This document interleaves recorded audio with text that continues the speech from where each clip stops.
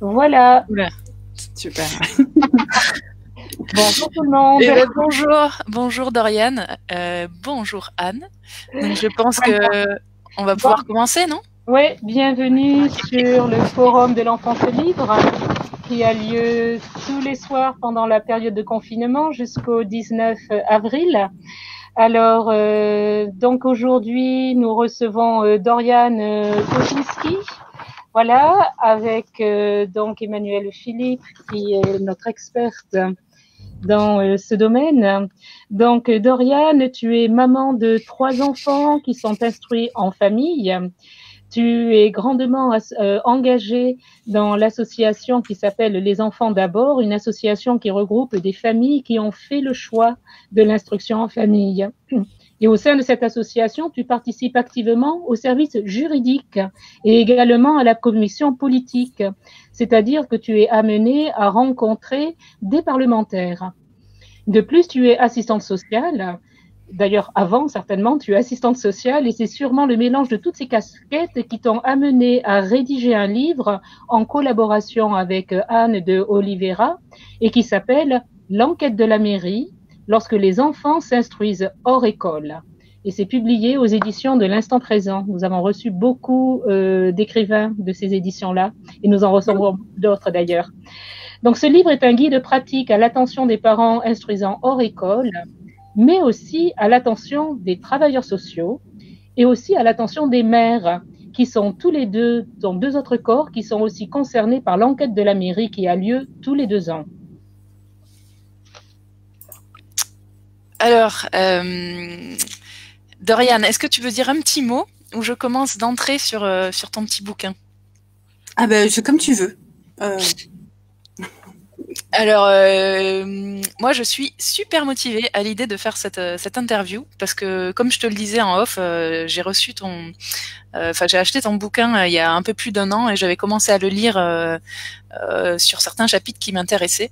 Mais hier soir, je l'ai repris de fond en comble et il m'a passionné. Il m'a passionné parce que je pensais en fait que c'était simplement un livre qui est là, hop, un livre qui évoquait uniquement une partie juridique, mais en fait c'est bien plus que ça. Il y a des citations philosophiques, il y a vous abordez des questions scientifiques, il y a des enquêtes, il y a de la recherche, il y a tout un tas d'éléments qui sont passionnants. Vous donnez également des formulaires ou des lettres types pour aider les parents.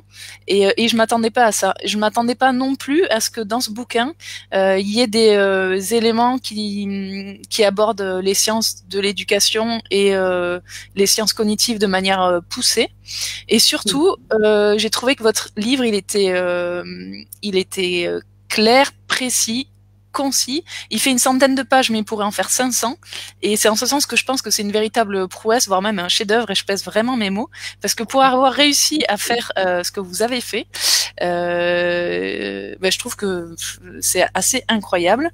Et je pense que j'ai pas fini encore de découvrir ce livre parce que vous mettez plein d'éléments en référence, des vidéos YouTube à voir, des articles à lire et c'est passionnant. Donc j'invite toutes les familles qui sont instruites hors école et même toutes celles et ceux qui aimeraient passer le pas, et puis aussi tous les travailleurs sociaux, les élus qui s'intéressent à ça, à lire ce bouquin, donc l'enquête de la mairie. Voilà. Alors, du coup, tout de suite, une première question. C'est finalement, qu'est-ce qui t'a motivé à faire ce livre?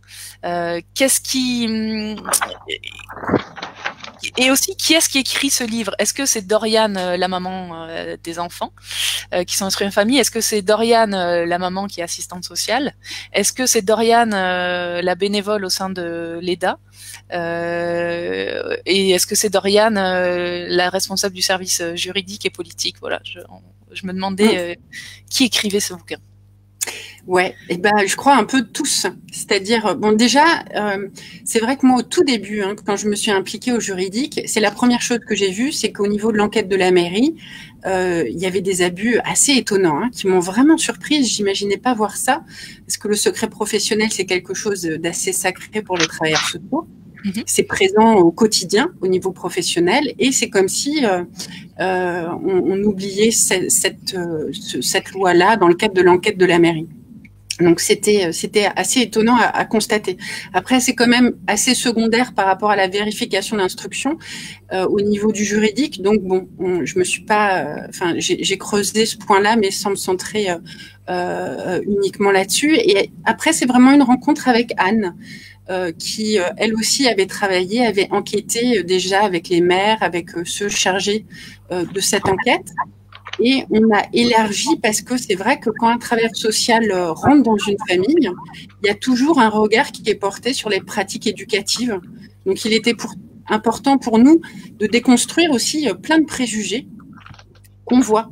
On ne peut pas compiler tout ce qu'on voit au niveau du juridique, ça nous mettrait beaucoup de temps d'anonymiser, mais il y a des préjugés, mais vraiment étonnants sur les familles, des préjugés sur les pratiques éducatives, sur certains dogmes éducatifs aussi, mais sur un versant plus instruction. Et donc, il nous semblait important de déconstruire un peu ces préjugés, notamment sur la socialisation. La socialisation. Oui.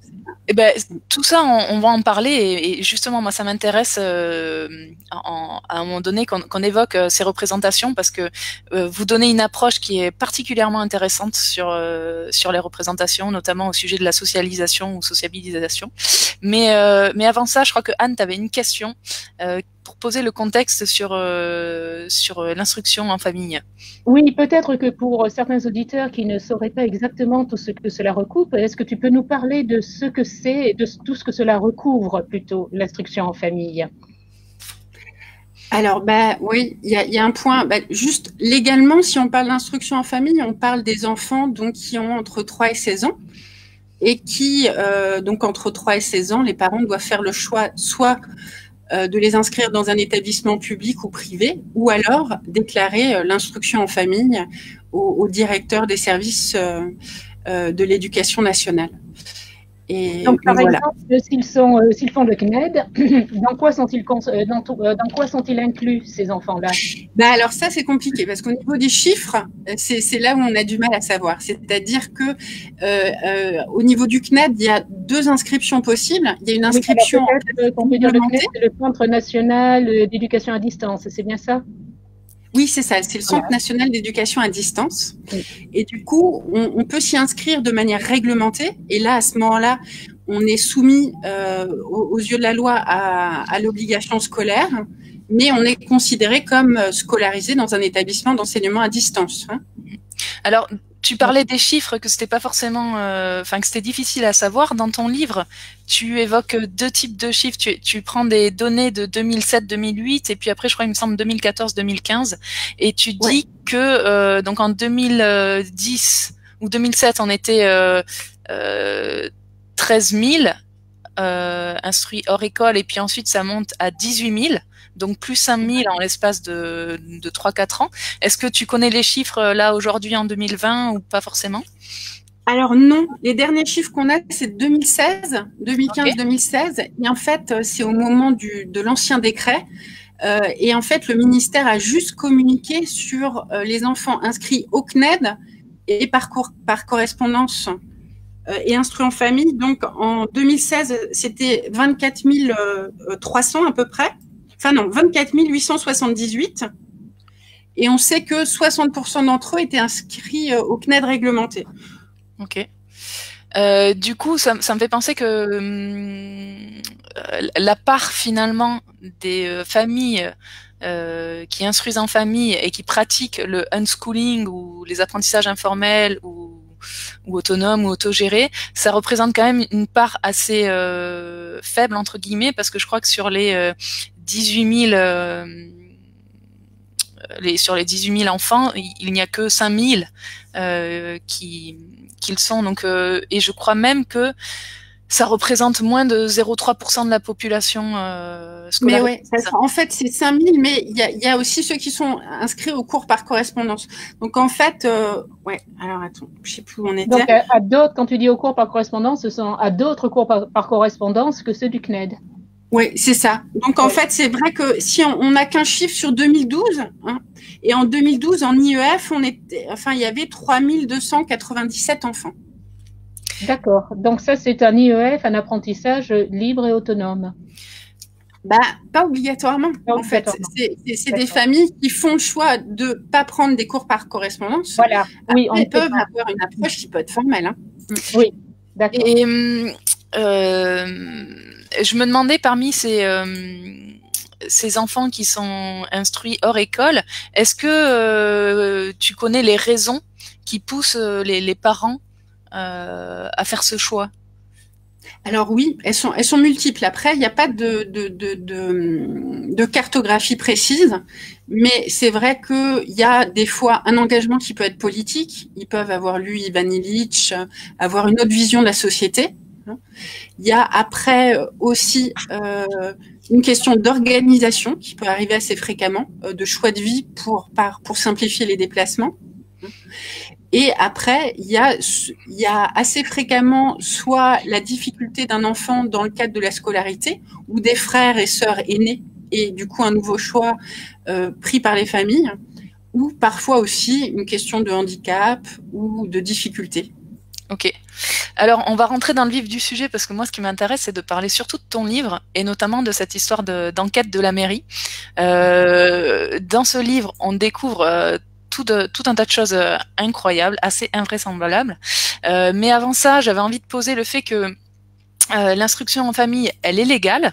Simplement, elle est soumise à un régime déclaratif, c'est-à-dire qu'on doit à la fois déclarer auprès de l'inspection de l'académie, mais aussi, et ça, très peu de gens le savent, auprès de la mairie. Et, et c'est justement l'objet de ton livre qui t'a révélé qu'il y avait énormément de confusion sur cette enquête de la mairie. Est-ce que tu peux nous parler de cette confusion, notamment entre l'enquête de police et l'enquête sociale? Oui. Alors, mais en fait, je pense que ça doit dater du décret. Cette confusion, elle date peut-être d'un décret de 99 où il y avait enquête à caractère social. Donc, ça pouvait induire un peu les personnes en erreur. Mais l'idée, en fait, du début de cette enquête, c'est juste que le maire vienne constater l'instruction en famille et connaître les motifs de ce choix. Et voir s'il est compatible avec l'état de santé de l'enfant. Et elle a rarement été respectée, en fait. C'est vraiment au fur et à mesure où les familles IEF ont été un peu identifiées par le gouvernement à partir de 98 que là s'est posée la question de ces enfants qui étaient instruits en famille. Et donc, les maires se sont vus demander progressivement de réaliser ces enquêtes par l'éducation nationale et ils ont été confrontés en fait aux difficultés. Certains maires n'osent pas. Et donc, assez rapidement, ça a glissé vers les services sociaux, soit du département, dans les grandes communes, des fois des CCAS et les centres communaux d'action sociale, ou, étonnant aussi, dans certaines régions ou certains départements, par exemple en Languedoc-Roussillon, ou en Alsace, ça peut être confié aux assistantes sociales de l'éducation nationale. Et alors, tu dis que c'est rarement... qu'on respecte rarement cette enquête. Et moi, j'irais même plus loin. Tu dis, en fait, dans ton bouquin, que c'est 100% des enquêtes qui ne respectent pas les libertés individuelles des familles. Est-ce que tu peux nous expliquer pourquoi? Oui, parce qu'en fait, sur l'enquête qui a été faite, donc là, le recueil a été fait par Anne, il y avait systématiquement des informations qui relevaient de la vie privée et qui n'avaient rien à faire dans l'enquête. Et c'est vrai que par habitude, la difficulté des travailleurs sociaux, c'est qu'ils sont habitués à travailler dans le champ social où ces données sont, on va dire, sont protégées, mais demandent par habitude parfois des informations. Donc, on a vu des familles à qui on demandait des fiches de paye, les crédits en cours. Enfin, il y a une confusion souvent au niveau de la trame de l'enquête qui fait qu'il y a des informations personnelles qui n'ont pas du tout à figurer dans l'enquête de mairie, qui peuvent figurer en effet à la fin dans le courrier qui est envoyé au DAZEN. Donc ça, c'est problématique. Et même en soi, le recueil d'informations au cours de l'enquête, même si c'est pas transmis au DAZEN, ça devrait pas. Enfin, il y a plein de sujets qui sont abordés qui ne devraient pas l'être. Le DAZEN, tu peux nous expliciter? Le DAZEN, c'est le directeur académique des services de l'éducation nationale. Donc, c'est à lui qu'on destine l'enquête de la mairie. D'accord. Donc, il y a ce lien qui est fait entre l'enquête de la mairie, qui est une enquête plutôt à caractère social, confort, en fait, voir si l'enfant est dans de bonnes conditions, mais il y a un lien qui est fait vers l'éducation nationale. Tout à fait. Par ça, d'accord.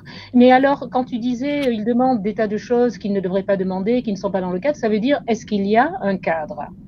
Est-ce qu'il y a un cadre, ou est-ce qu'il n'y en a pas, ou est-ce qu'il n'est pas respecté? Qu'est-ce qui se passe?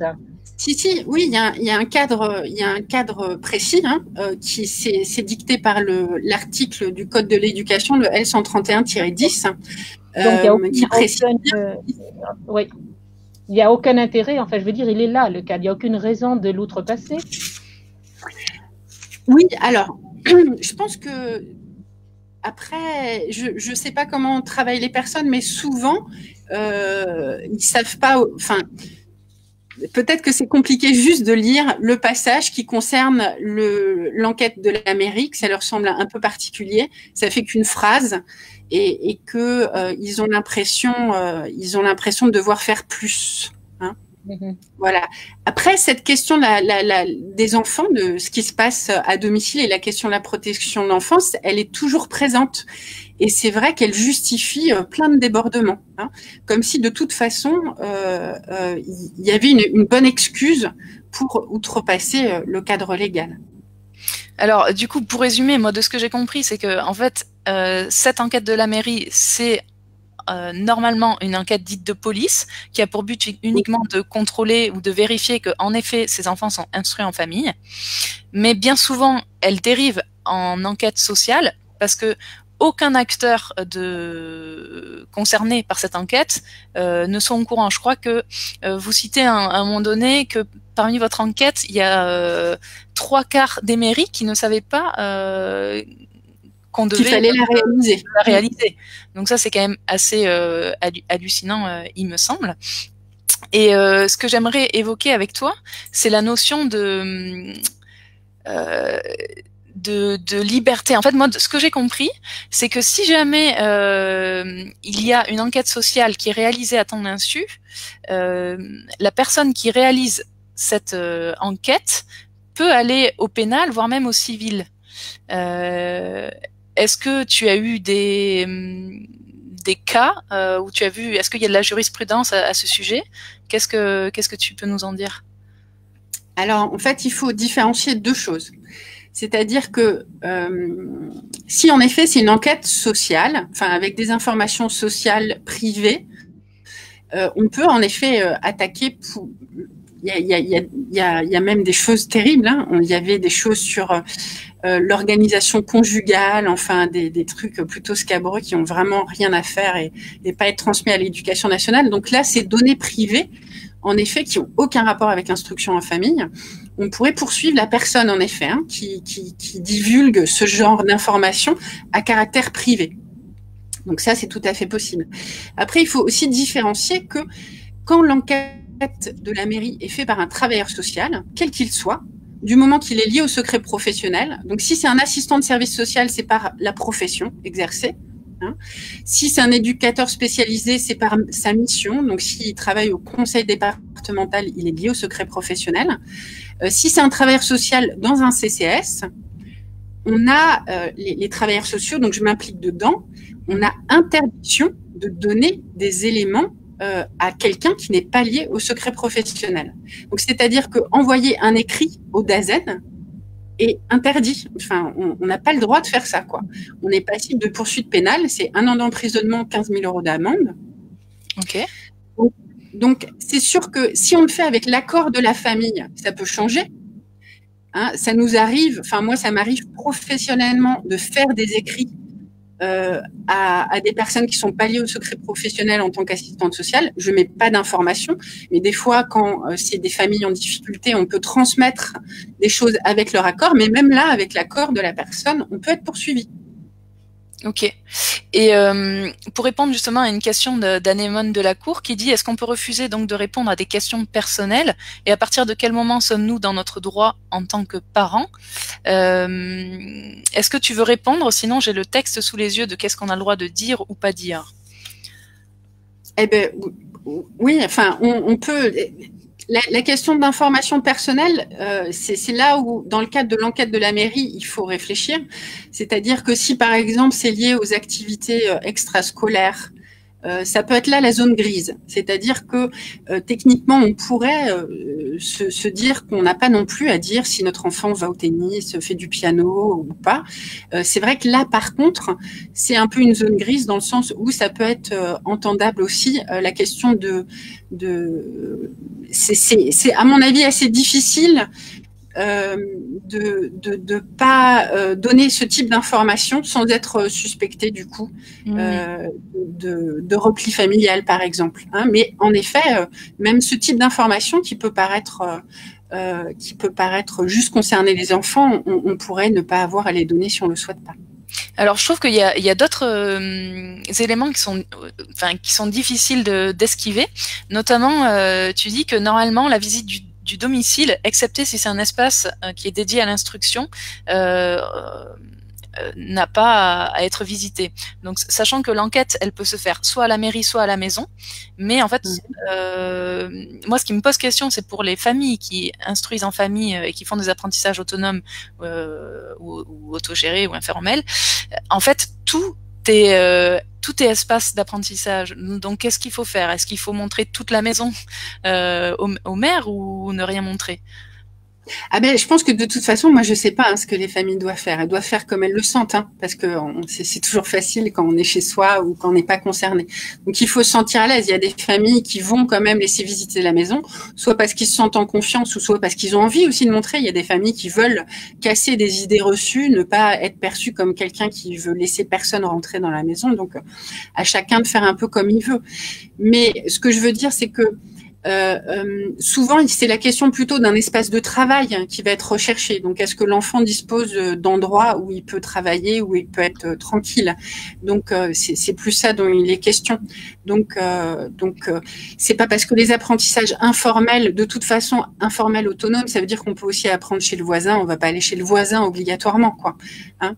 Mais il faut savoir juste que il y a par exemple des enquêtes où des enquêtes administratives aussi, mais pour la naturalisation, le regroupement familial, où là il y a une obligation dans le cadre légal de faire visiter, de mesurer les pièces, et donc c'est vrai qu'on n'est pas dans ce cadre-là.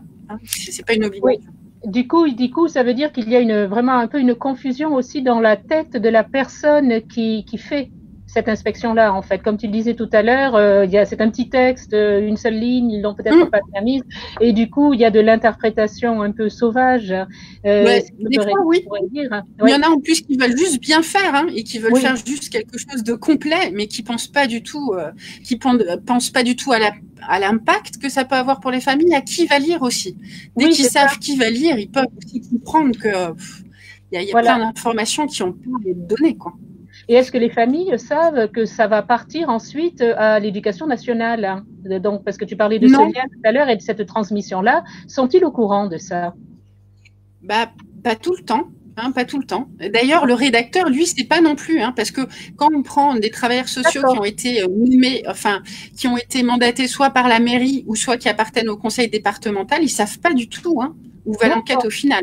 Okay. Il y en a plein même qui savent pas qu'ils ont le droit de donner une copie aux familles. D'accord. Ok. Le droit ou le devoir d'ailleurs de donner une copie aux familles. Oui. Et alors la question de Jean-Guillaume, là que j'ai fait apparaître, je ne sais pas si tu peux la lire facilement, si elle est lisible, mais la question est vraiment, est-ce que, alors donc on disait, est-ce qu'ils savent où est-ce que ça va partir et tout, et tu viens de nous répondre, mais en plus, est-ce qu'ils connaissent l'intérêt des apprentissages autonomes et informels? Est-ce qu'ils sont aussi formés là-dessus pour, voilà, bon, je vois que tu commences déjà à sourire. Alors après, ça dépend. On peut faire par catégorie, hein, parce que les inspecteurs, je me souviens d'un inspecteur qui avait été directeur d'école Steiner. Donc au niveau des apprentissages autonomes, bien sûr, si on parle à quelqu'un qui a des ouvertures sur d'autres choses, ils vont les connaître. Hein. Mais sinon, un maire, c'est un maire.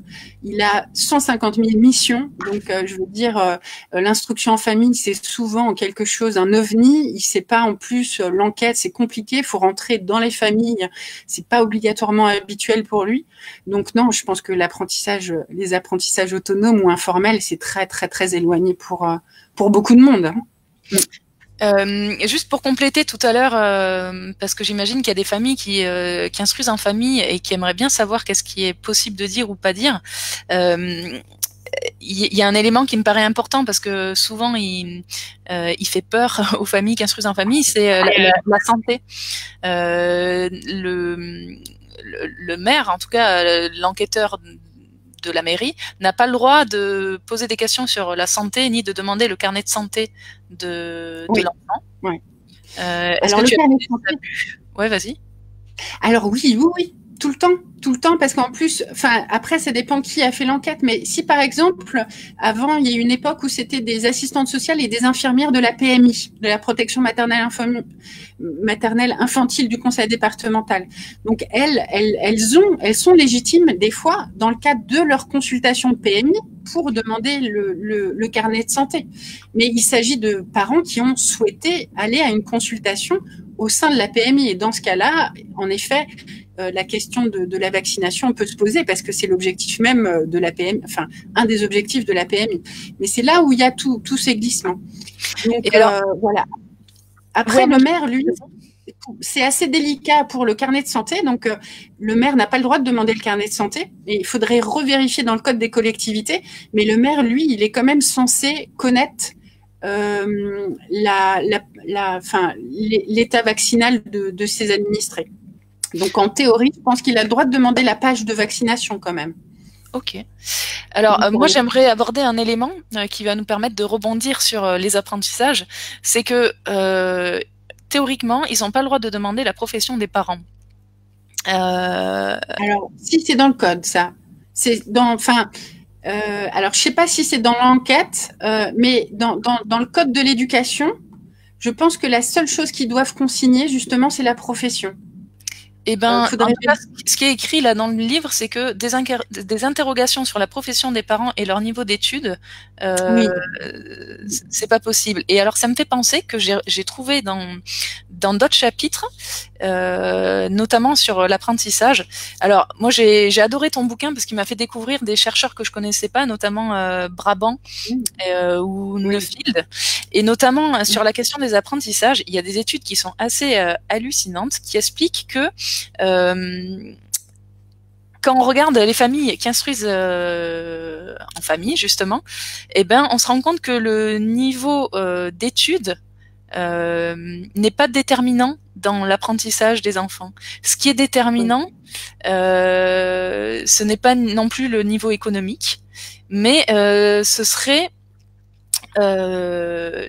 l'accompagnement. C'est bien ça? Est-ce que tu peux... Oui, c'est ça. Oui, c'est étonnant.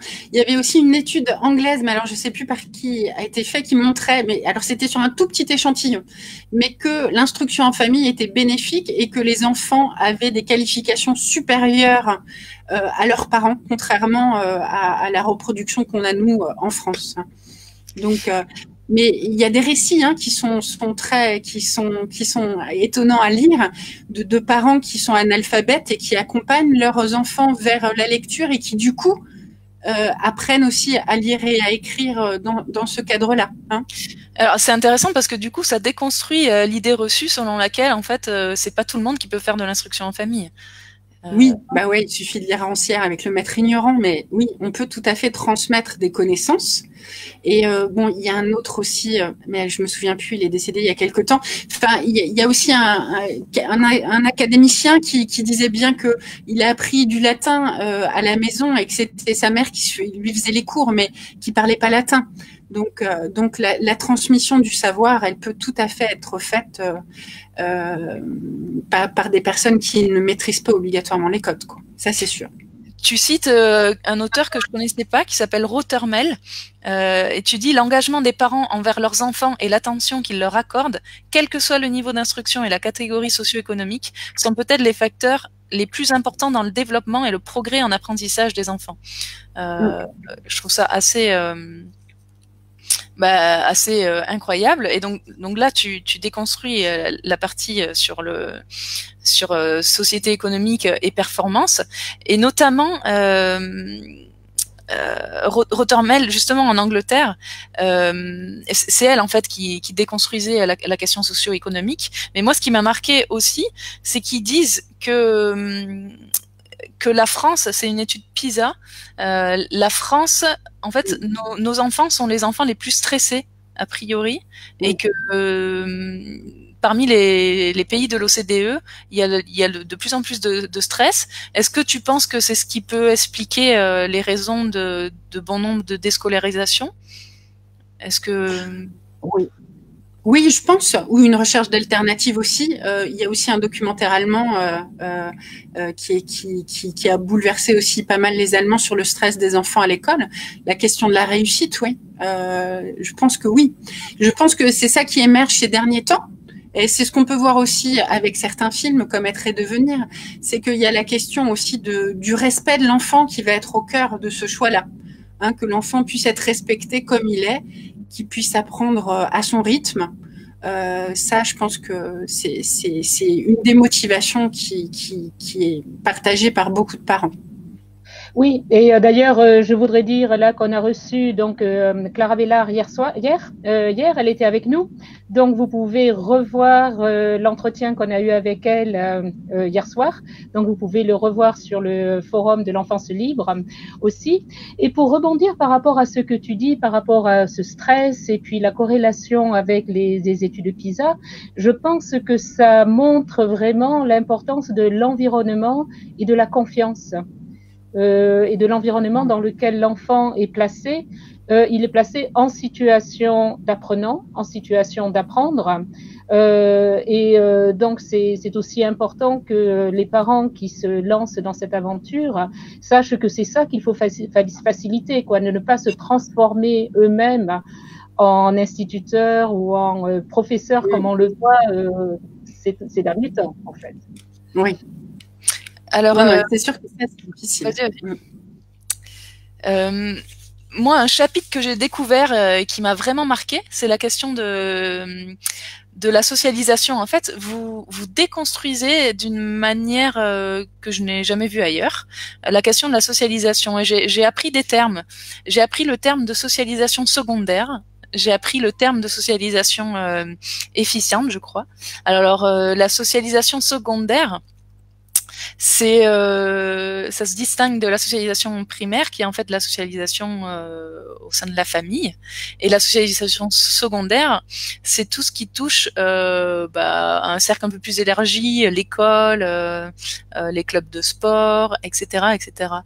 Et notamment, vous abordez la question de la socialisation en disant que si les parents, alors comment te formuler ça? Vous dites en fait que finalement il vaut mieux pour arriver à se détacher, il vaut mieux être attaché. Pour arriver à être indépendant, il vaut mieux être d'abord dépendant. Est-ce que tu peux nous parler un petit peu de ce passage-là? Oui, alors je saurais pas comment le dire, mais oui, ce qu'on voit bien, c'est que peut-être avec les zones de confort, c'est-à-dire que quand les enfants sont maintenus dans leur zone de confort, à la maison, tranquille, ils vont de toute façon progressivement aller de plus en plus loin et découvrir des choses. Ces choses, ça peut être sur les apprentissages, mais aussi vis-à-vis des liens qu'ils tissent avec les autres personnes. Et ils savent qu'il y a toujours une base de repli où ils peuvent revenir si jamais ça va pas. et ensuite, progressivement, faire leurs expériences. Et c'est pareil, c'est ce qu'on voit aussi vis-à-vis des liens qu'ils créent vis-à-vis des autres. Ce qui est assez intéressant quand on voit, alors là, je parle vraiment des enfants que je vois au sein de l'EDA, qui est quand même assez sur les apprentissages autonomes et sur un respect de l'enfant, une autonomie et sa propre liberté qui puisse l'exprimer. C'est vrai que les enfants sont très libres et font connaissance. Il n'y a pas de rapport hiérarchique adulte-enfant, même avec les ados, hein, même si bon, les ados ils sont quand même en groupe entre eux.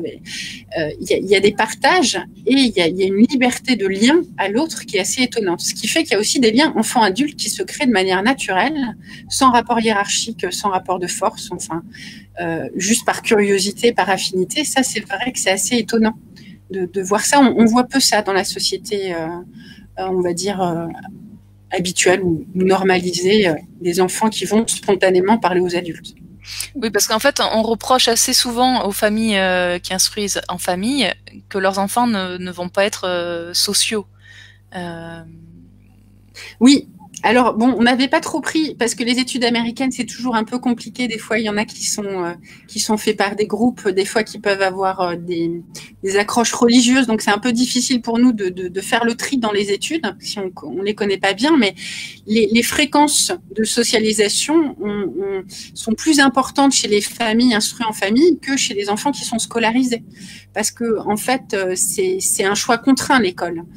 Alors que au niveau des fréquentations quotidiennes, des sorties, des activités, ils ont une opportunité de faire des rencontres qui est parfois bien supérieure aux enfants qui peuvent être scolarisés.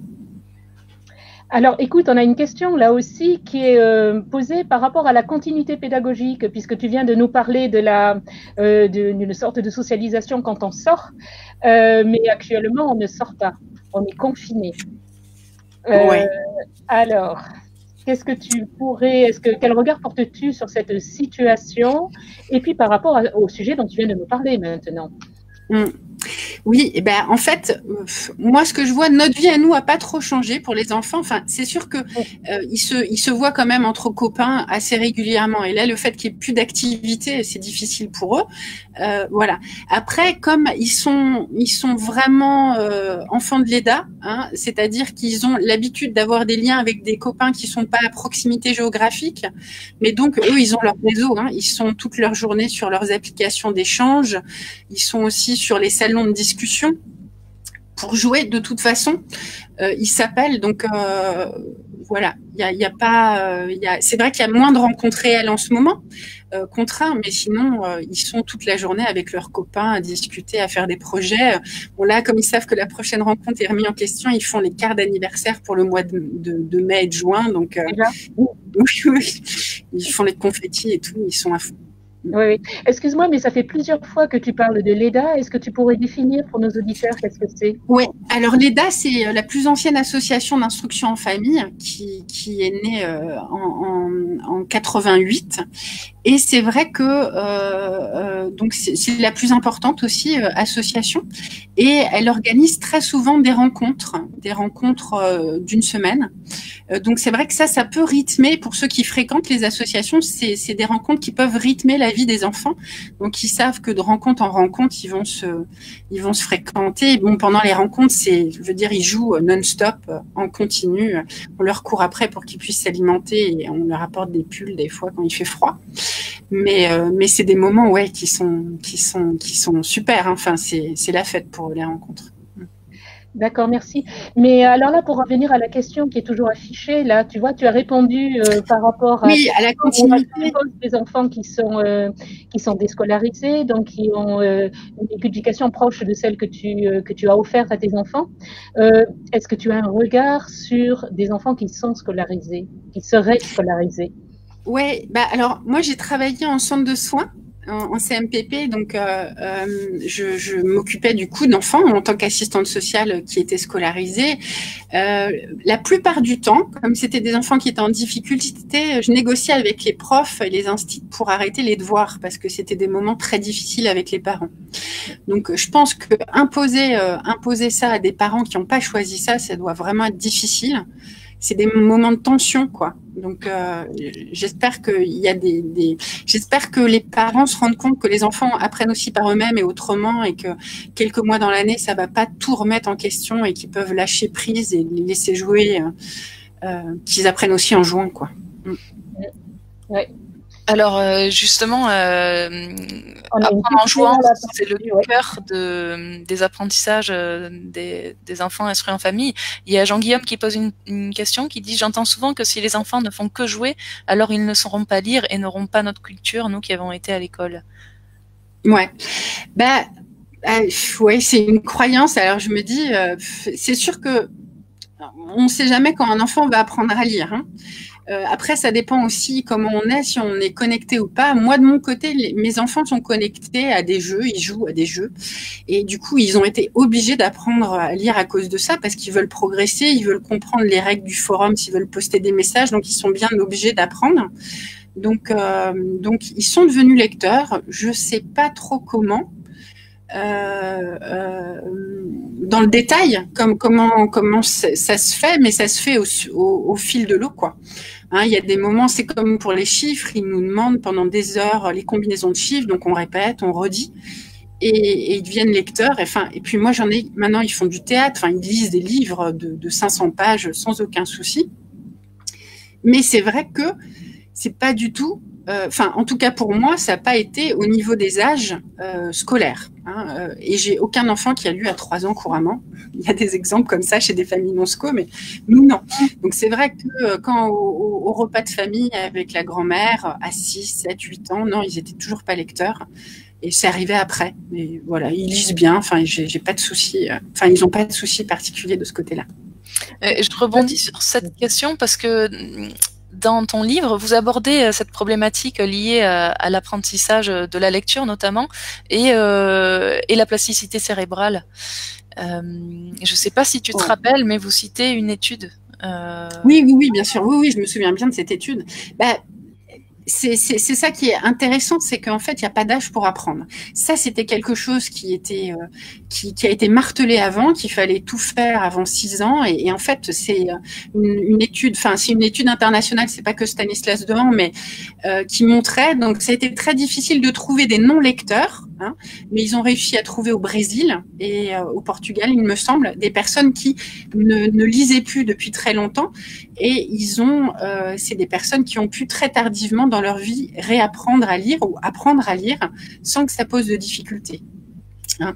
Et on note ces mêmes choses aussi vis-à-vis des langues. Hein. On disait bien qu'il fallait, les langues, il y a eu tout un effet de mode à un moment où il fallait apprendre dès la naissance ou même quand ils étaient encore dans notre ventre des langues ou en tout cas les ouvrir à des langues autres, mais on sait qu'en fait non, il n'y a pas d'études qui montrent que c'est plus complexe, qu'on a plus de difficultés à apprendre après. À tout âge, on peut apprendre.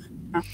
Et ça me fait penser aussi du coup à une autre personne que vous citez régulièrement dans le livre, c'est André Stern, notamment, qui évoque toute la question de l'enthousiasme et que pour apprendre,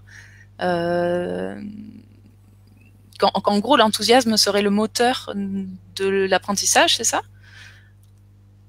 Oui. Il suffit d'observer les tout petits, de toute façon, de voir tout ce qu'ils font, au quotidien, c'est leur enthousiasme qui les guide.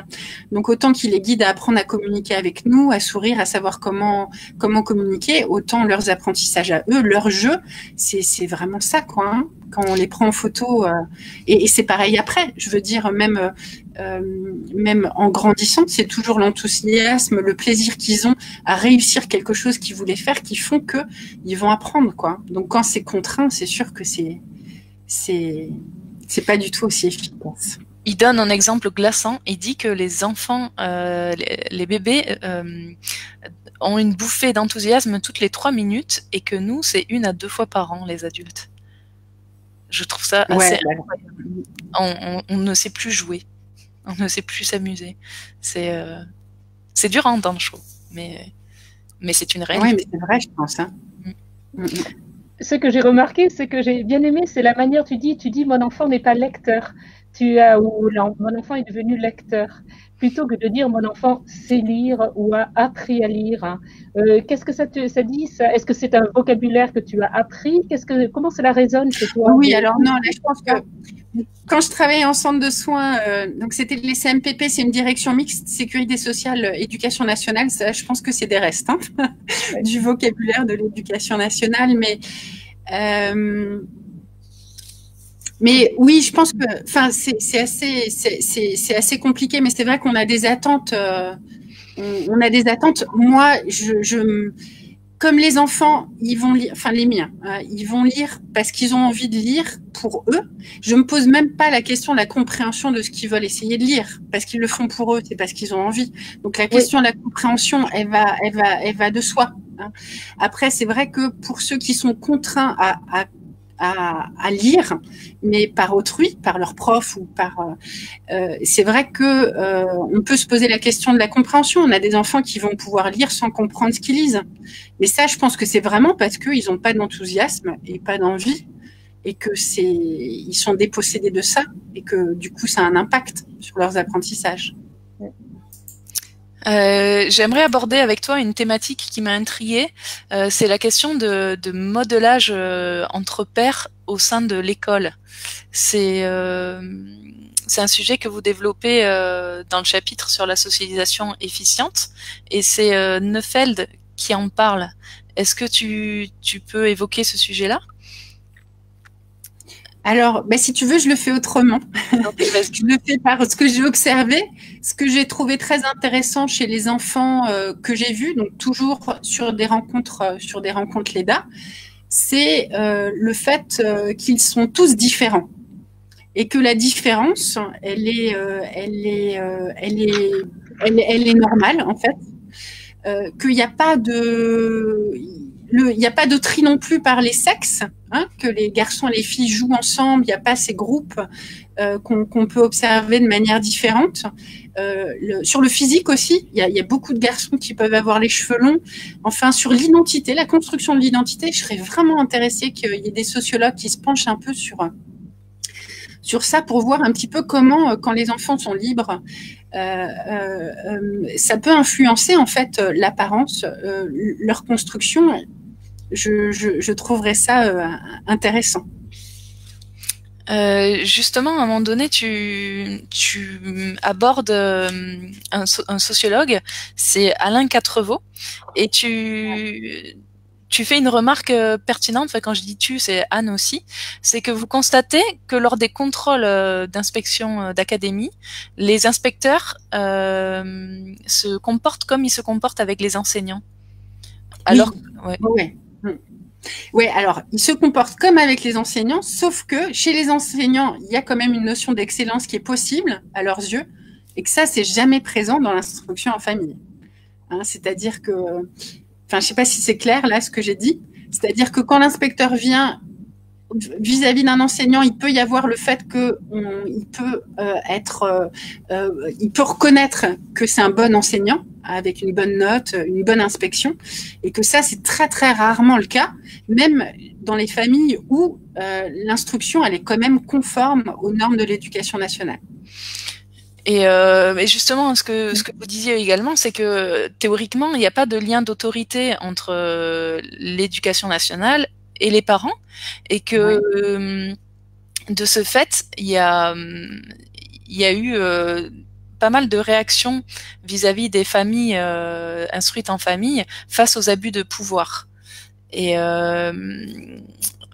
j'aimerais que tu parles notamment de pourquoi il y a eu ces réactions, qu'est-ce qui a amené ces réactions, comment se passent ces contrôles, est-ce que c'est les contrôles qui sont à l'origine de ces réactions? Ouais, alors avant, on va dire, parce qu'il y a eu quand même des petites modifications, mais avec le gouvernement actuel, on va voir ce que ça va donner. Mais quand on regarde Quatrevaux, donc c'était il y a quelques années quand même, son étude, il y avait un rapport très autoritaire qui était très très présent à cette période-là avec les familles. C'est-à-dire que je pense que l'inspecteur dans ses tâches quotidiennes, il y a 10 ou 15 ans, je ne sais pas s'il fréquentait beaucoup de familles, en fait. Et donc, c'est vrai qu'il y a un rapport hiérarchique qui est important. C'est celui qui dit quand on parle, quand on doit se taire, qui pose les questions, qui ne veut pas de débordement. Et c'est vrai que c'est assez compliqué à vivre pour les familles. Parce que c'est pas des élèves, hein. Donc ce rapport-là, et c'est pas hiérarchiquement, ils sont pas soumis non plus, alors qu'ils le sont avec les enseignants, hein. Mais donc du coup, c'est souvent cette approche comme ça hiérarchique était présente au contrôle. Et les parents réagissaient, hein. Donc c'est encore quelque chose qui est présent. Ça s'était un petit peu ouvert, c'est-à-dire que il y a un moment aussi où les inspecteurs délégués au conseiller d'éducation, et du coup là on percevait des fois une ouverture plus grande. Bon, après, il y a sûrement des inspecteurs qui sont très respectueux aussi, hein, ça arrive. Mais globalement, les contrôles se passaient pas bien, quoi, hein. Quand on avait fait une étude, donc je crois que ça doit dater de 2011 ou 2012, 90% des familles disaient que le contrôle était insatisfaisant et était difficile à vivre, hein. Et dans les 10% qui restaient, il y en avait 75 qui disaient qu'ils pouvaient quand même progresser aussi, quoi. Donc les conditions du contrôle sont souvent problématiques. D'accord, mais alors quand tu parles de ça, c'est parce que c'est à double sens aussi, hein, parce que tu viens de parler presque de rapport de domination de l'inspecteur ou du conseiller vers les parents qui, eux, se mettent dans cette attitude-là aussi. Donc, il y a d'un côté l'inspecteur qui prend la posture qu'il a par rapport à des enseignants sur lesquels, en principe, il a une autorité, et du coup qui prend la même posture par rapport aux parents. Bon, voilà, tu viens d'en parler aussi. Mais les parents, qu'est-ce que tu pourrais leur dire aux parents? Qu'est-ce que tu pourrais apporter aux parents par rapport à l'expérience que tu as et ce que tu as vu? Ouais, je dirais que ce qui est important vraiment, c'est de connaître ses droits. Je pense que c'est ça le plus important. Déjà connaître le cadre légal et savoir ce qu'on souhaite, hein. Ensuite, c'est aussi parler avec son conjoint, parce que des fois, ça peut être compliqué quand on n'a pas évoqué les choses et les limites avant. Donc, bien discuter. Après, ce qui est très compliqué, c'est qu'au moment du contrôle, quand les enfants sont présents, il y a des enjeux qui sont multiples. C'est-à-dire que le parent, il peut être là pour défendre l'instruction en famille, pour être sûr qu'elle puisse être reconduite l'année prochaine, parce que c'est ça, hein, l'épée de Damoclès quand même s'il n'y a pas de rapport hiérarchique. Il y a quand même un rapport de domination parce que l'inspecteur, il va écrire un écrit qui va éventuellement donner lieu à un deuxième contrôle. Enfin, ça peut vite se compliquer, quoi. Et c'est vrai que des fois, les parents vont aussi essayer de ménager les enfants. C'est-à-dire que c'est ça le plus compliqué. C'est-à-dire que même si on va être convaincu des apprentissages autonomes, du respect de l'enfant, toujours travailler avec lui. La difficulté, c'est qu'au moment du contrôle, l'inspecteur, s'il y a des exercices écrits oraux, c'est lui qui les mène. Et donc, comme il faut que ça se passe bien avec l'enfant, est-ce que là, du coup, on réfléchit ou on essaye de discuter? Donc, c'est pas simple de savoir où est sa limite, qu'est-ce qu'on accepte, qu'est-ce qu'on n'accepte pas. C'est souvent ça la difficulté. Est-ce que, Doriane, tu constates qu'avec les années, le cadre juridique se restreint pour les familles IEF?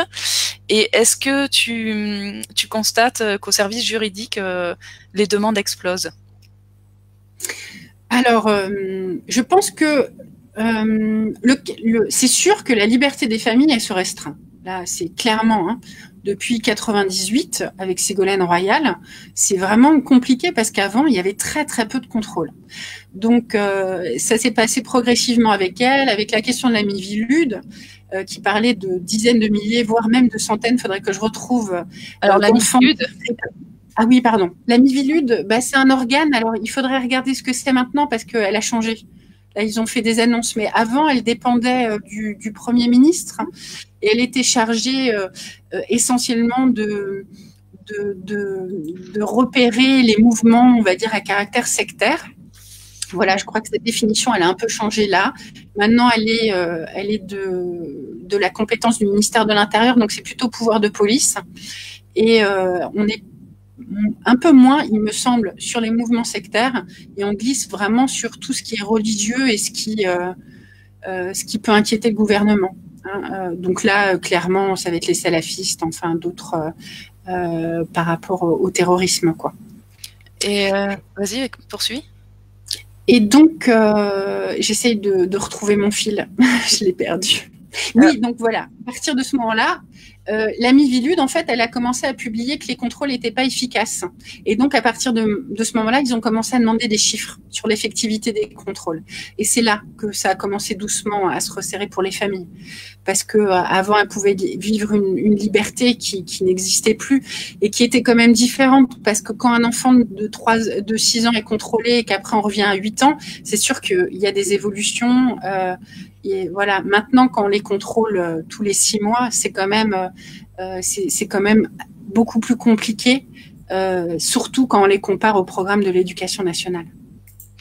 Alors toi, tu es bien placé parce que donc tu es au service juridique. Est-ce que tu sais s'il y a eu des familles qui ont été poursuivies au tribunal pour manquement à leurs obligations et s'il y a eu des peines et quelles ont été leurs peines? Ouais, alors il y en a eu, mais pas dès qu'ils nous ont sollicité nous.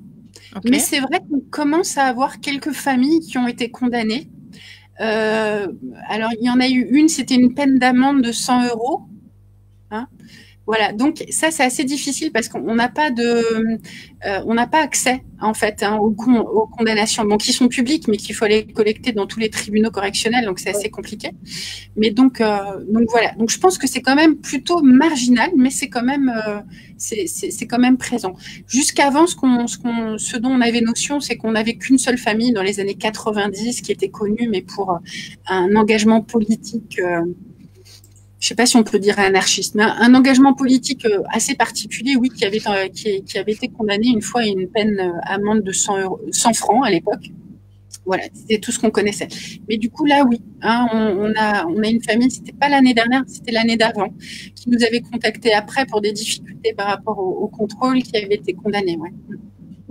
Alors justement, par rapport à ces fameux contrôles, on a aussi cette question, est-ce que l'enfant... Alors oui, tu parlais aussi de la relation parent-enfant, de la position du parent, mais est-ce que l'enfant a le droit de refuser de faire l'exercice proposé par l'inspecteur? Alors, ouais, on pourrait dire oui, parce que l'enfant, logiquement, dans tout, il peut être accompagné. Après, c'est toujours là ce qui est délicat. C'est que comment, on va dire, si les inspecteurs pensent qu'il a été instrumentalisé par les parents pour s'opposer et que c'est pas son raisonnement à lui, ça peut être vite compliqué. Hein. Donc c'est toujours délicat, la question du contrôle. Il faut vraiment voir. Bon, ça dépend de l'âge aussi. Hein. Je veux dire, c'est sûr que si c'est un adolescent de 14 ans, là, je veux dire, on en a plein hein, qui en effet le disent. Bon, il y en a aussi plus jeunes, mais qui sont affirmés et qui vont argumenter. Oui. Donc là, tout dépend après de l'inspecteur, comment ça peut se passer. Vous avez des retours là-dessus, justement, Aleda? Oui, on n'a pas eu de situation qui a dégénéré de ça. Hein, voilà. D'accord, donc finalement, ça s'est bien terminé, si on peut dire. Ouais, alors je sais pas si on peut dire ça aussi clairement. Ce qu'il y a, c'est qu'on voit quand même qu'il y a des familles qui sont fatiguées et qui du coup développent d'autres stratégies. Hein, c'est-à-dire qu'ils en ont marre au bout de tant d'années de contrôle et ils vont développer des stratégies de partir en voyage autour du monde pour plus vivre les contrôles. La lassitude des familles qui font les apprentissages autonomes ou qui font des apprentissages on va dire juste qui divergent de la progression de l'éducation nationale, elle est quand même grande. Hein. Alors justement, il y a une question d'une fille, Libellule Bidule. Quelles sont les obligations légales pour les ressortissants français vivant à l'étranger? Sont-ils soumis au contrôle sur le sol français ou au contrôle dans le pays d'expatriation? Alors, non, là, ça dépend de la législation du pays où ils sont. Hein, donc, je veux dire, quand les enfants, les enfants sont français mais résident à l'étranger, ils sont à l'étranger. Donc, ils ne sont pas soumis à l'obligation scolaire en France. Ok, moi j'avais une question. Tu disais que le cadre législatif se restreignait de plus en plus. Est-ce que tu penses que c'est la raison pour laquelle fleurissent de plus en plus de réactions chez les familles UEF, comme les ajournements ou le projet de Ramin Farangui, Enfance libre? Est-ce que tu penses que c'est corrélé? Oui, je pense.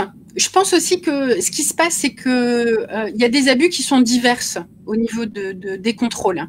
Hein, c'est-à-dire que on a par exemple des familles qui ont pu être prévenues 24 heures avant le contrôle. Alors avant, hein, là, à l'époque où il y avait la circulaire qui disait prévenir un mois avant, et donc il y a des familles très lambda, on va dire, qui sont très dans la norme, qui vont suivre le modèle de l'éducation nationale, qui vont être outrées de la manière dont vont parler à leurs enfants, où vont se passer les contrôles, ou qui vont contester des rapports. Et donc tout ça fait que, en effet, il y a de plus en plus de recours sur certains certains aspects. Et ensuite, là, tout ce qui vient récemment restreindre la liberté de l'enseignement, ce qui concerne vraiment les apprentissages libres et autonomes, parce que je ne sais pas si ça existe, pour être honnête, un enfant qui va coller au programme de l'éducation nationale de manière spontanée. Franchement, je serais, quand on voit le programme, je serais quand même assez étonnée. Mais peut-être, mais c'est rare, quoi. Eux, c'est sûr que la marge, il y a qu'un seul choix, je crois, c'est soit résister ici ou partir, parce que c'est un choix de vie. C'est bien au-delà de l'instruction en famille. C'est un choix de vie qu'on a pour nos enfants. Donc c'est sûr que on peut que s'offusquer des entraves à la liberté de l'enseignement. Alors justement, dans le cadre de l'EDA, est-ce que tu vois disons les questions que tu as et puis les demandes, est-ce que cela explose, disons augmente ces derniers temps ou Non, je sais pas si c'est très présent. C'est très présent. Ce qu'on a essayé, c'était vraiment de permettre aux familles d'avoir des outils pour être autonomes. Oui. Donc ça, c'est pas toujours simple pour les familles. Je pense que des fois, ça inquiète. Ça oblige aussi un travail. En fait, c'est vrai que c'est dur, l'instruction en famille. Justement, est-ce que tu peux parler un peu plus de ces outils que vous pouvez proposer, auxquels tu peux donner une ouverture? Penser son positionnement. Oui. Là, j'ai pas entendu. Tu nous as entendu, Doriane? On a eu juste un tout petit problème technique, c'est qu'on on t'a perdu quelques secondes et du coup, on n'a pas entendu la fin de ta phrase. Vas-y, tu peux reprendre. D'accord. Que c'était très exigeant. Je pense en effet parce que quand on délègue l'instruction à l'éducation nationale, on se pose pas la question du programme, même si on n'est pas d'accord avec les punitions et les bons points. De toute façon, c'est dans le règlement, on l'a signé. Donc voilà. Après, là, dans l'instruction en famille, c'est vrai que du coup, c'est des choix profonds. Oui. Et quand il faut répondre à l'inspecteur sur nos motivations, quand il faut argumenter, ça nécessite vraiment un vrai travail de réflexion. Donc c'est sûr que c'est pas simple. Alors après, je pense qu'il y a aussi plein de groupes autres que l'EDA qui se sont créés, qui permettent d'avoir de l'entraide. Donc c'est difficile de voir comment ça se passe, mais je pense que à mon avis, c'est proportionnel au nombre de familles instruisant en famille. C'est-à-dire qu'on a toujours autant de situations. Et après, ceux qui choisissent les apprentissages autonomes ou libres ou différents, parce que des fois, on a des soucis pour des approches qui sont juste un peu différentes, c'est vrai que c'est compliqué. Il faut des fois se préparer à argumenter. D'accord, oui. Donc, tu es en train de nous dire, famille IEF, regroupez-vous, déjà. Et puis ensuite, et quand même, tu parles vraiment de travail personnel, parce que l'entraide, c'est déjà une chose, ça va donner certainement des trucs pour permettre de passer le cap de l'inspection une fois. Mais il me semble que ce dont tu parles, c'est quelque chose de plus profond. Et tu parlais d'outils tout à l'heure, donc je pense que c'est là qu'on a été coupé. Est-ce que tu peux nous en dire un peu plus sur ces outils dont tu parlais, auxquels tu faisais allusion? Oui, en fait, au niveau de l'EDA, mais là, on est en train de le refaire, on a créé le guide juridique. Et l'idée, c'est que les familles puissent être autonomes. Parce que moi, ce que je trouve très intéressant et ce qui peut tous nous rassembler, c'est que le fait que dans l'instruction en famille, elle se fait en fonction des choix éducatifs des familles. Donc, c'est-à-dire que moi, je fais comme je souhaite, toi, tu peux faire comme tu souhaites aussi. Ça ne va pas obligatoirement nous séparer, hein. Donc, on peut tous être ensemble et demander à ce que chaque famille soit respectée dans ses choix, même chaque enfant, parce qu'en fait, on voit bien qu'on a tous des enfants qui peuvent être différents. Et du coup, on peut avoir une approche singulière avec un enfant et une autre avec un autre enfant, et demander à ce que quand il y a la vérification de l'instruction dispensée, ce soit l'approche vis-à-vis de cet enfant qui soit respectée, hein. Donc c'est vrai que ça, je trouve ça intéressant parce que ça nous rassemble tous en IEF, mais c'est vrai que c'est pas simple. Ça nécessite, à mon avis, de se voir, quoi. Oui.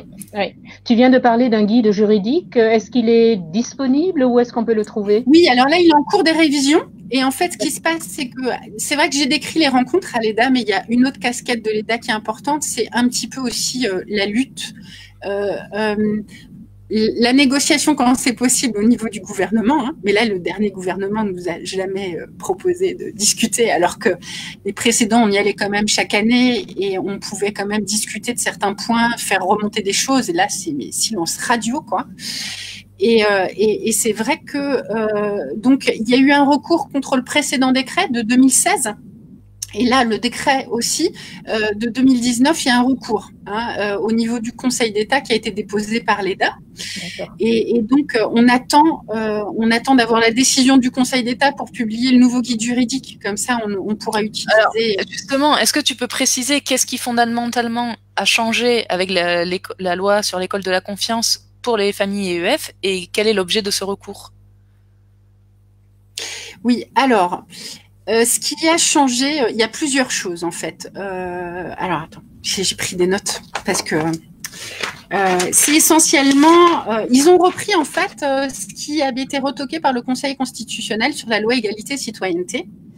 Donc, dans l'article qui permet l'instruction en famille, qui encadre plutôt l'instruction en famille, le L131-10 du Code de l'éducation, ils ont indiqué la notion d'acquisition progressive du socle. Hein, ça, c'était quelque chose qui n'était pas présent avant.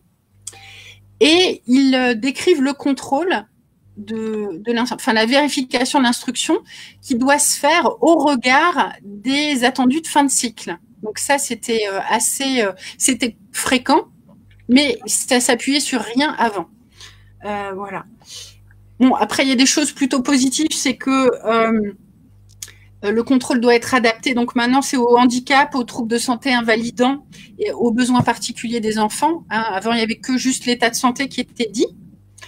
Il y a une phrase aussi qui dit que maintenant, c'est l'autorité compétente en matière d'éducation, donc le DAZEN, qui détermine les modalités du contrôle. Donc là, il y avait souvent une bataille sur les modalités du contrôle. Donc là, ils pensent, du coup, ils veulent pouvoir affirmer que c'est la personne qui est chargée du contrôle qui dit comment il doit se passer.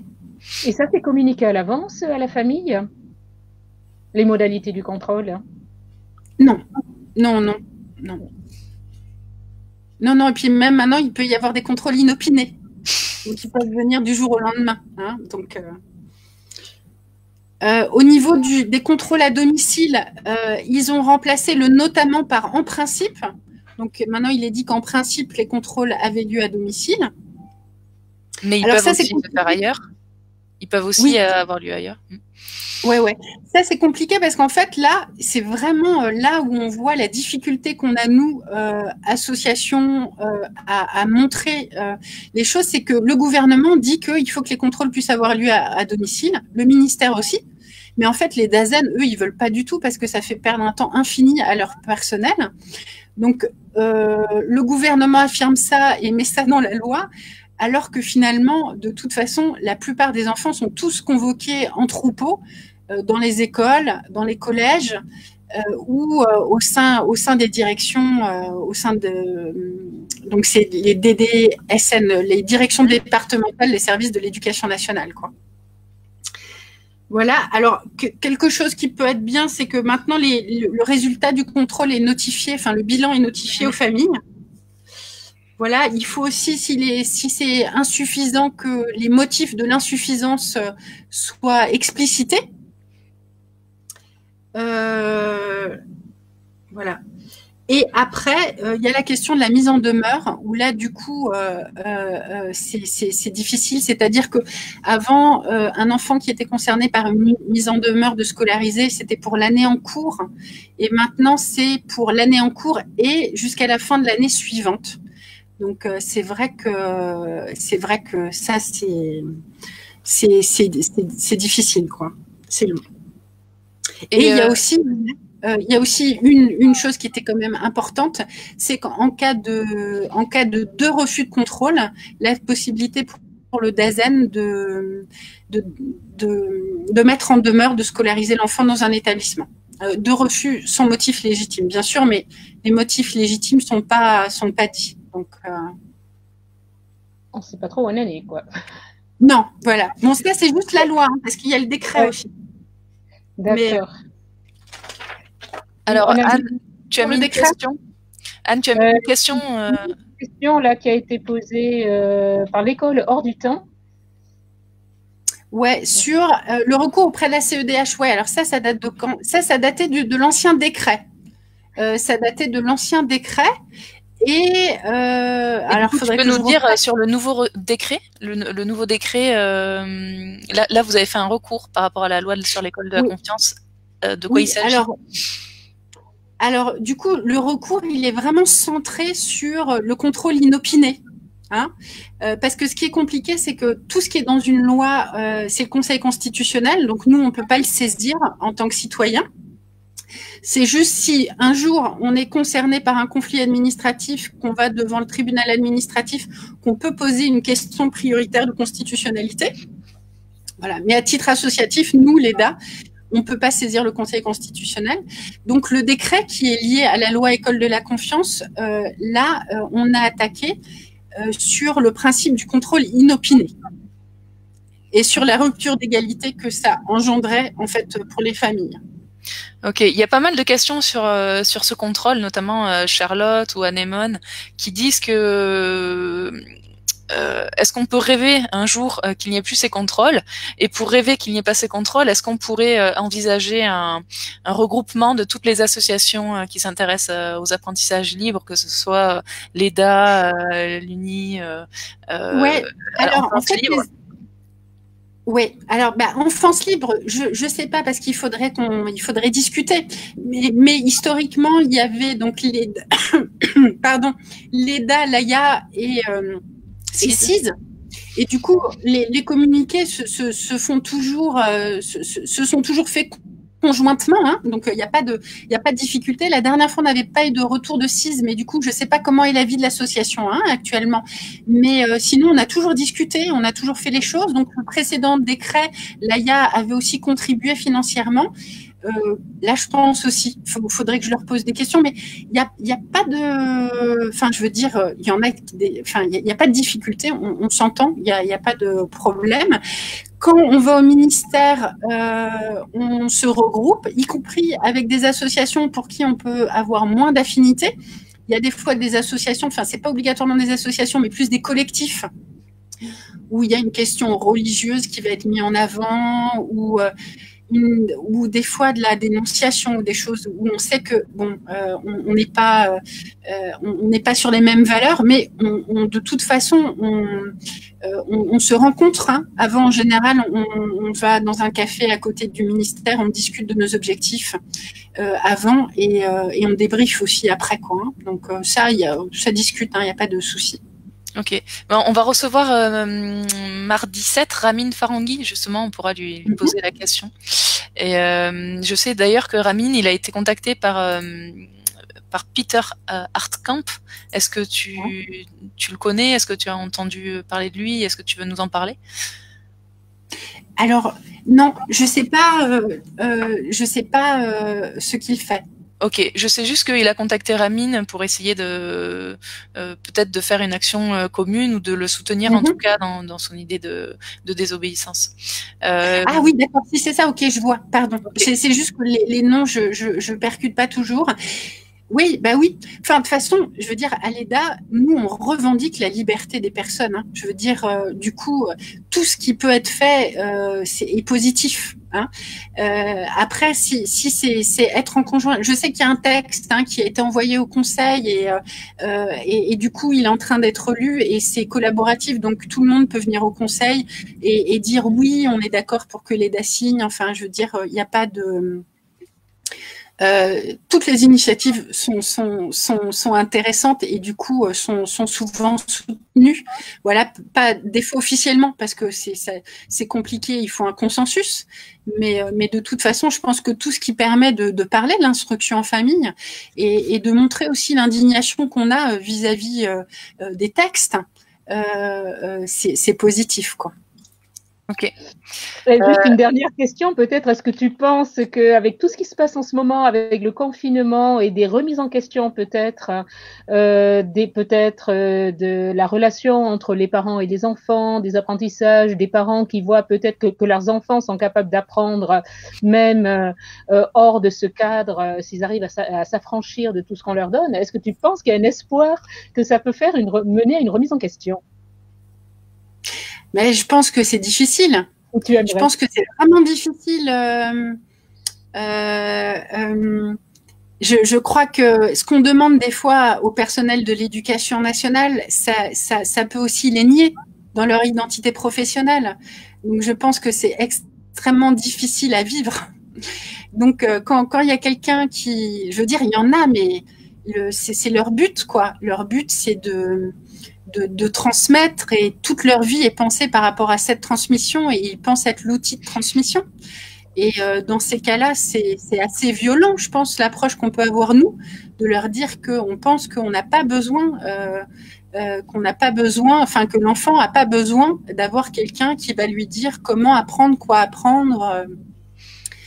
Voilà. Après, c'est sûr qu'on ne peut pas transposer. Si on a des objectifs éducatifs pour 30 enfants, je veux dire, moi, j'ai souhaité élever nos enfants comme on les élève, mais je veux dire, on n'a pas 30 enfants de même âge à qui il faut apprendre des choses. C'est sûr que par rapport aux objectifs qu'ils ont, il faut de la technique. Enfin, il faut un cadre. Enfin, il faut bien sûr un apprentissage, de la pédagogie et beaucoup de choses. Mais c'est à cause de leurs contraintes à eux.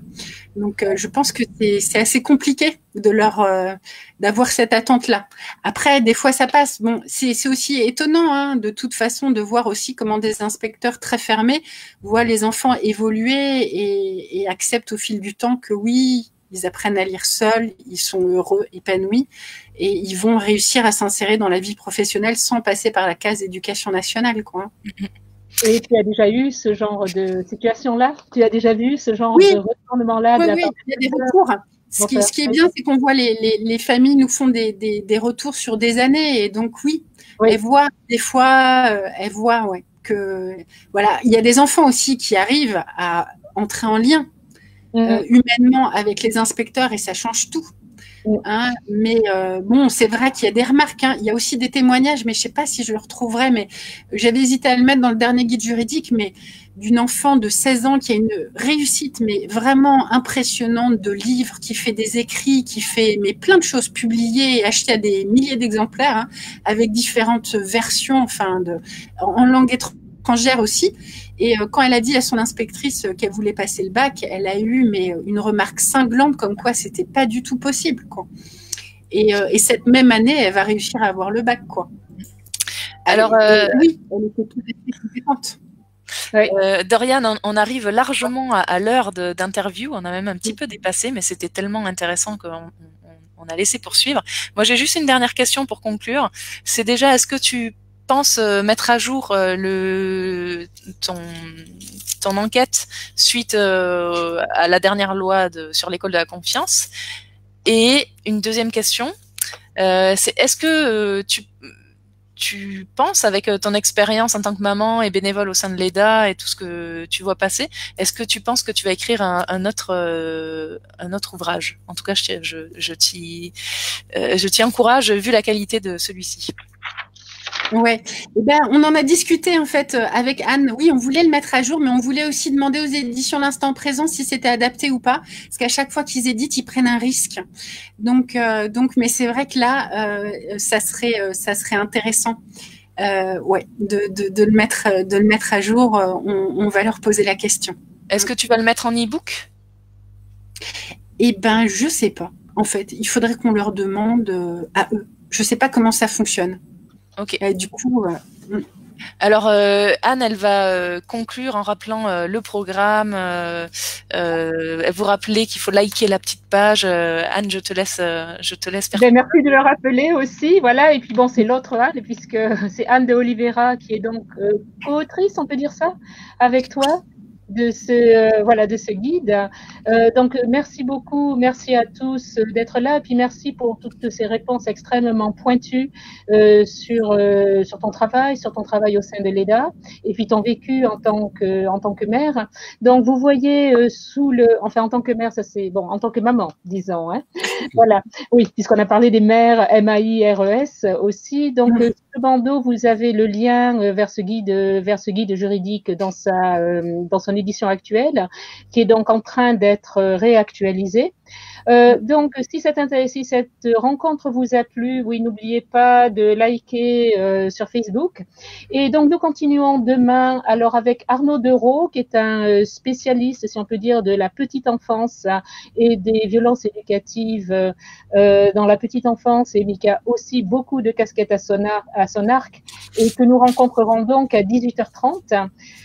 Ensuite, lundi aussi à 18h30, nous aurons Victorine Meyers, qui est donc une des co-éditrices des éditions de l'Instant Présent, qui est aussi une maman de 3 enfants, je crois, qui nous parlera de son expérience et des apprentissages autonomes. Et donc, comme l'a annoncé Emmanuel, nous aurons Ramine Farangui qui viendra le mardi 7 avril. Et ensuite, on continue et on vous met le programme au fur et à mesure sur le forum de l'enfance libre. Merci. Alors Anne, je voulais juste rajouter que hier Clara Bellard donc a mis gratuitement son film pendant 48 heures, et vous pouvez le retrouver sur la page YouTube de Family Cost, Family avec comment en anglais, avec un Y, voilà. Voilà, merci. Et puis pour les autres noms, les autres personnes qui viendront, nous allons avoir Bernard Collot, Marc-André Coton, Jean-Pierre Lepris, Bertrand Stern, François Bégodeau aussi, certainement, Claudia Renaud. Donc, un beau panel qui vous attend encore jusqu'au 19 avril. Merci beaucoup, Doriane. Merci, Doriane. Pour votre présence et ton expérience. Merci à vous. Au revoir. Et à bientôt à tout le monde. Au revoir. Et à bientôt.